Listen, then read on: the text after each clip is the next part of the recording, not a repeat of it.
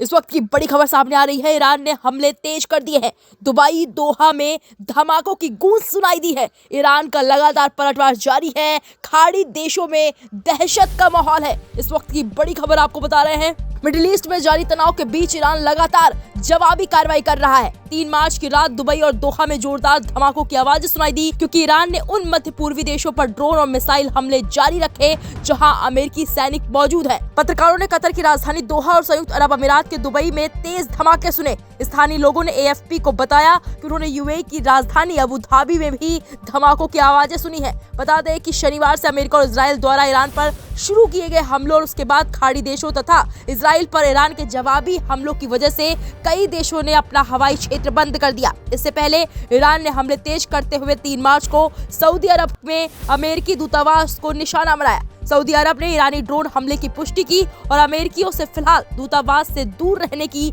Appeal की है। Saudi रक्षा मंत्रालय ने कहा कि रियाद में अमेरिकी दूतावास पर 2 ड्रोनों से हुए हमले में मामूली नुकसान हुआ। दूतावास ने बताया कि हमले की वजह से अगली सूचना तक दूतावास न आए। इसमें उन लोगों को भी आने से मना किया गया है जिन्हें वीजा संबंधी काम के लिए समय दिया गया था। इसी बीच कुवैत में अमेरिकी दूतावास पर हमले के बाद 3 मार्च को उसे अगले आदेश तक बंद रखने की घोषणा की गई है। अमेरिकी विदेश मंत्रालय ने बहरीन, जॉर्डन, संयुक्त अरब अमीरात समेत 6 देशों में अपने उन कर्मचारियों और उनके परिवारों को निकालने का आदेश दिया है जिनकी वहां तत्काल जरूरत नहीं है। दुबई और अबू धाबी जैसे शहरों वाला संयुक्त अरब अमीरात लंबे समय से पश्चिम एशिया का सुरक्षित क्षेत्र माना जाता रहा है, लेकिन अब हमलों की वजह से इसे भी ईरान युद्ध में खींच लिया गया है। मंत्रालय ने अपने बयान में कहा है कि फैसला सुरक्षा जोखिमों के कारण लिया गया। विदेश मंत्रालय ने ईरान के साथ जारी युद्ध को देखते हुए Bahrain, Iraq, Jordan, Kuwait, Qatar और संयुक्त अरब अमीरात में रहने वाले अमेरिकियों से देश छोड़ने की अपील की है।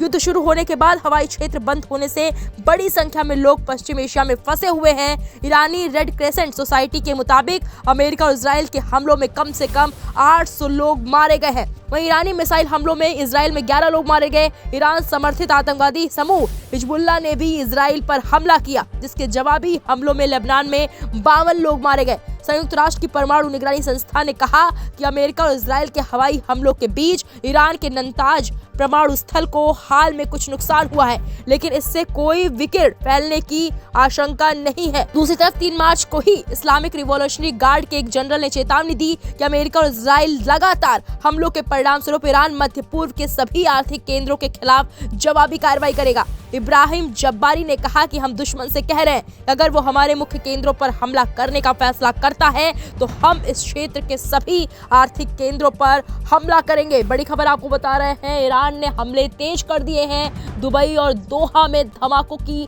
गूंज सुनाई दी है। वहां पर ईरान ने बम बरसाए हैं। इस वक्त की बड़ी खबर बता रहे हैं आपको।